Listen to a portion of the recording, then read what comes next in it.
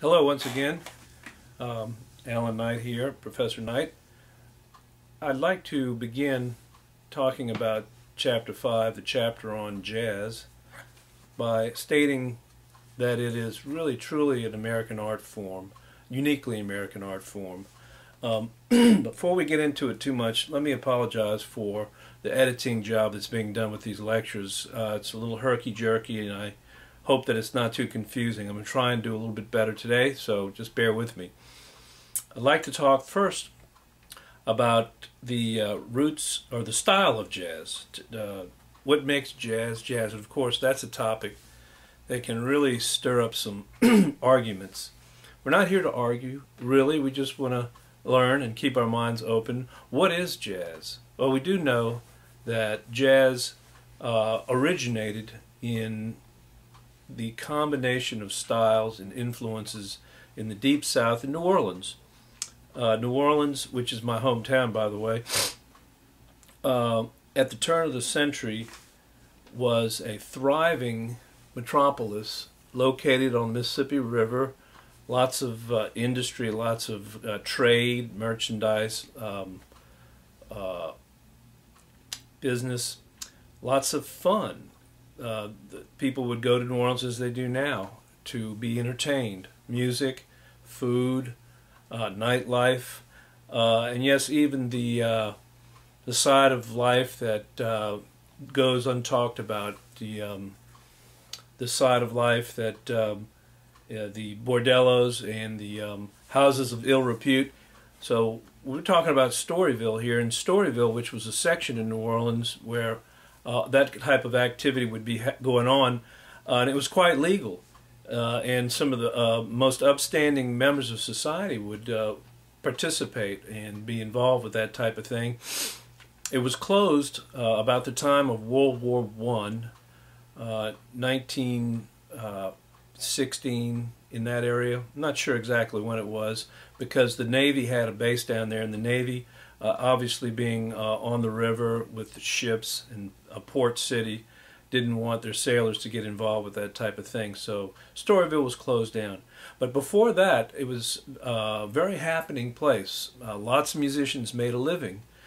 Music, though, was not just part of Storyville. It was also part of the whole city. Everybody and their brother played an instrument. It was just a part of the culture, like the food. It is even today, to a great extent, although I believe not as much. And so you had cornet players, you had clarinet players. There were 3 opera houses at one time in New Orleans, and French opera was huge. It's a French city.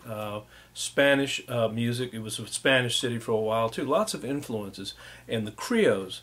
Creoles is a term, not Cajun. People confuse Creole and Cajun. New Orleans is not Cajun. Cajun is part of another part of South Louisiana. But in New Orleans there were Creoles, and the Creoles were people that had come over from the old world, France in particular, and Spain. We already talked about the English Pilgrims and the Puritans, the Protestant influence. New Orleans was always predominantly Catholic. Not that that has to do with jazz, but it's all part of the mix. The Creole culture down there and the black culture down there. Being an urban center, a lot of the rural people would come in to earn a living, and as urbanization became more and more important, these musicians, the blues musicians, singers, anybody, ragtime players, if you're not familiar with ragtime, maple leaf rag,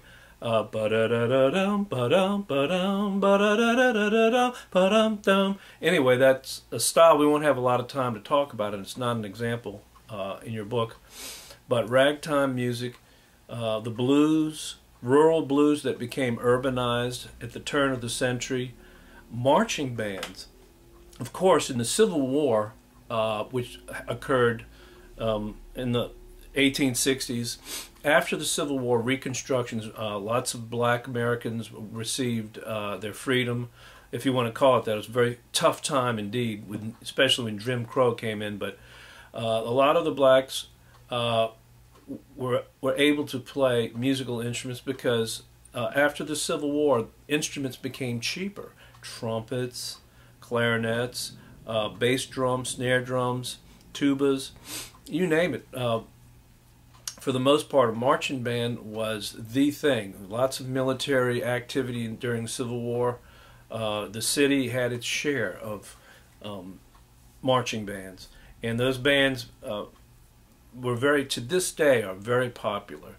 If you'll recall, the Jazz Funeral in New Orleans, if you've never heard of it, it's an important event that happens today in the streets where the person who died gets carried in a coffin through the city to the grave with a dirge-like hymn, like A Closer Walk with Thee, or some other type of slow dirge where they're marching very slow, playing a hymn. And as they bury the person and and they get done with the funeral, they march with an up-tempo. All of a sudden the trumpet player will take a lead, the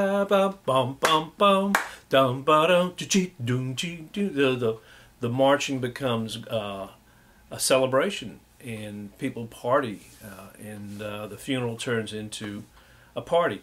So marching bands were a very important influence. We've talked about blues songs, talked about the ragtime, which was, I forgot to mention, a piano style that was played up and down the river, and especially in New Orleans. We talked about the marching bands, but probably the most important were the pop songs of the day, the popular tunes of the day. And in your book, as a matter of fact, it'd probably be a good idea for us to take a look on page 78 and see that popular songs, cakewalks, vaudeville songs and dances, the dance music of New York City and other emerging centers of popular music. For the most part, these notated songs had considerable rhythmic vitality. They typically had a syncopated melody and strong pulsating accompaniment. And we'll talk more about what syncopation means in the rhythm of jazz. Before we do that, let's listen a little bit to a standard, a jazz standard, Body and Soul, that was written about 1930.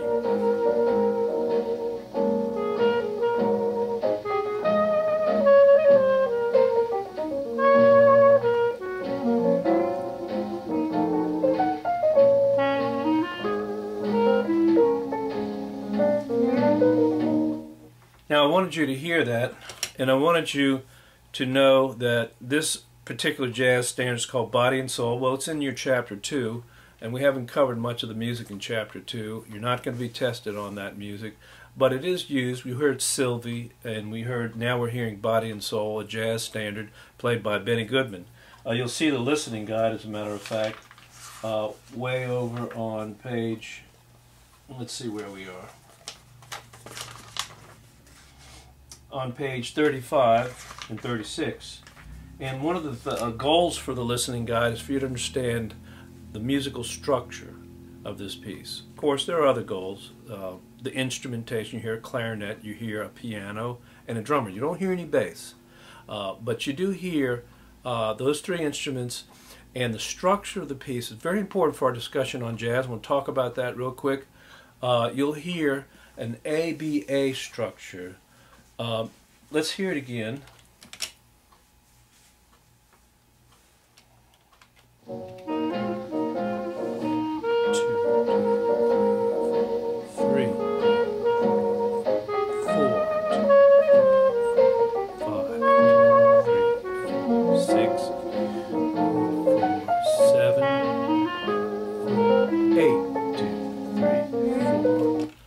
That, my friend, 8 bars, 8 measures of 4 beats. Most jazz is in 4/4 time, so you'll hear 4 beats a measure. We could write it out on the board, but I'm not going to do that right now. I just want you to use your ears to listen. Count the steady beats kept by the timekeeper. The timekeeper, who would you think would be the timekeeper out of the 3 instruments? Well, of course, the drummer. The drummer is an important, essential element of the rhythm section. Not all jazz has a drummer, but most jazz, especially since it was invented to have a good time, to party, and to dance with, most jazz will have some type of drums. So you'll hear the drummer